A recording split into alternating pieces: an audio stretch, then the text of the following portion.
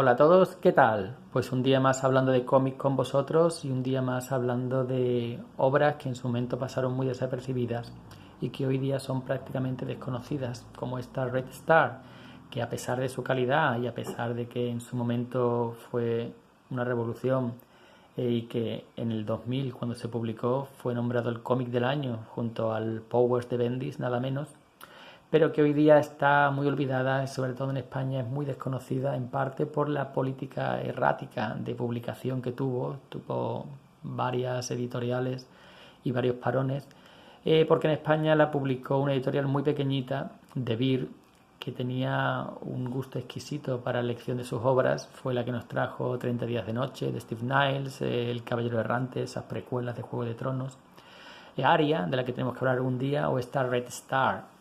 ¿Y qué es Red Star? Bueno, ya estáis viendo por la estética de las portadas, tiene algo que ver con el comunismo, con la Unión Soviética. ¿A quién no le gusta la Unión Soviética?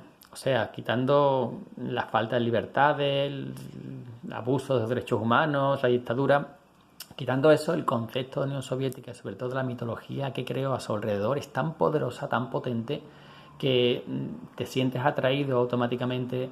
Esto se ve sobre todo en libros como el Tom Clancy. Si leéis Su Oso y el Dragón, veis que conceptos como el Ejército Rojo transmiten un poder, una majestuosidad, una sensación de debilidad ante algo enorme, que eso es lo que yo sentía cuando era niño en los 80. Yo era un niño con 10 años así, y yo escuchaba las noticias a los adultos hablar de la Unión Soviética, el Ejército Rojo, y no sabía lo que era, pero una sensación de algo enorme e imparable venía a mi cabeza.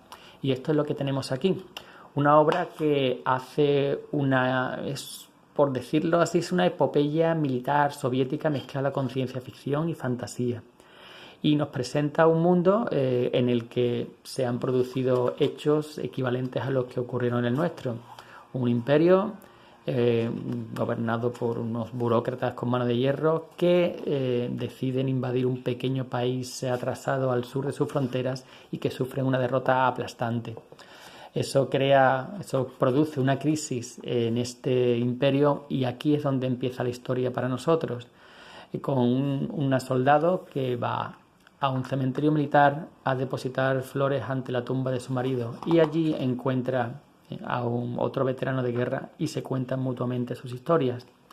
A través de este recurso el guionista nos hace entrar en esta sociedad, una sociedad que ya digo es básicamente una sociedad comunista, pero que tiene una tecnología superior por supuesto a la nuestra, de ciencia ficción, y una serie de magia, por llamarlo así, una serie de personas que tienen unas habilidades especiales, conjuradoras, que son utilizadas por el Estado para propulsar sus naves militares y como medio de ataque.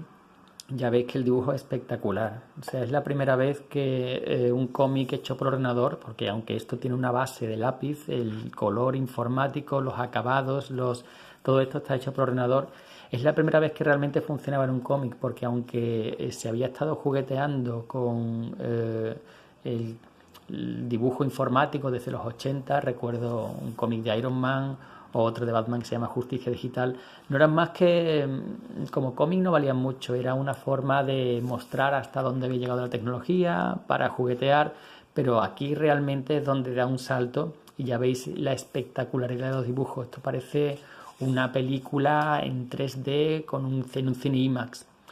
Vemos las primeras páginas, nos cuentan cómo fue la historia, cómo fue la batalla y cómo la batalla se perdió y con ella se perdió la vida de su marido a manos de estos que no son sino los afganos. En la vida real, en nuestro mundo, en los años 80, la Unión Soviética invadió Afganistán intentando imponer un protectorado, bla, bla, y al final salió escaldada, como cada uno de los imperios que ha intentado conquistar el país, desde Alejandro Magno. El caso es que la historia se nos va contando cómo después de esta batalla ella perdió las ganas de vivir, cómo lo perdió todo, y vemos aquí cómo a través de sus recuerdos y nos va introduciendo lo que fue la batalla y a otros personajes amigos, veteranos, y en un momento dado aparece el elemento de fantasía. Ya la ciencia ficción la hemos visto a través de las naves, a través de esas habilidades, y en un momento dado aparece aquí algo, un ente, digamos, que conforme leemos descubrimos que se nutre del sufrimiento, de la esclavitud del pueblo, y en un momento dado aparece otro, Pravda, la verdad. Son conceptos rusos, palabras que para los rusos tienen mucho significado simbólico. Pravda es la verdad, el espíritu de la madre Rusia, y esto sería otro ente sería el espíritu comunista, el que esclavizó a Rusia. Y bueno, ambos luchan y al final, no voy a haceros spoilers, pero la chica descubre que su marido puede estar vivo, pero que no puede ir a buscarlo porque en ese momento ha estallado otra guerra, una guerra para la que su país no está preparada, que no es sino, aquí se le llama Novorka, pero no es solo sino la guerra de Chechenia, una región rusa que también en el mundo real, en nuestro mundo, se quiso independizar provocando una especie de guerra no declarada y que costó muchos muertos y mucho esfuerzo sofocar. Aquí nos cuentan en esta segunda parte cómo se enfrentan las ideologías de la Unión Soviética. Por un lado se llamaba la tierra de la libertad y luchaba contra el capitalismo pero a la misma vez los habitantes de Chechenia luchaban por su libertad también. Entonces, aparte del dibujo que ya veis que no para de mejorar y que es espectacular, la filosofía que subyace detrás de la historia, por debajo de la acción, de la ciencia ficción, es muy interesante. Claro, si tú conoces el contexto histórico, pues lo valoras más, pero si no lo tienes, no pasa nada porque la historia funciona perfectamente.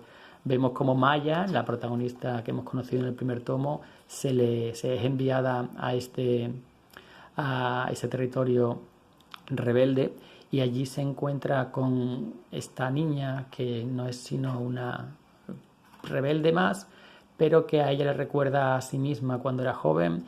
Se sigue ampliando los recuerdos, cómo conoció a su marido, cómo llegaron a la academia militar juntos y bueno, vemos cómo se desarrolla la batalla. Y aquí es cuando empieza realmente lo bueno, cuando con Konstantinov, que es el buque insignia de la flota al mando del hermano de su marido, descubre la verdad, descubre con este personaje, este espíritu de la verdad, Pravda, lo que ha ocurrido y que él puede estar vivo. Así que desertan y con toda la flota roja detrás y se van en busca de ese personaje del que hemos estado hablando desde el principio, su marido, y que tiene la clave para acabar con esta tiranía. Y aquí acaba la publicación en España. En Estados Unidos siguieron publicándose y la serie está completa en un tomo, que algún día me haré con él. Pero en cualquier caso, estos dos tomos se encuentran muy fácil, están saldados, 5 o 6 euros los dos.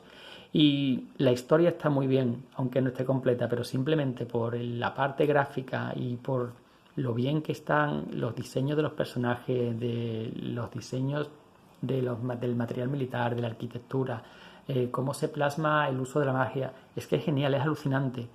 Lástima que esto no se hubiera continuado mucho más de lo que fue y lástima también de que no tuvo una continuidad en la publicación.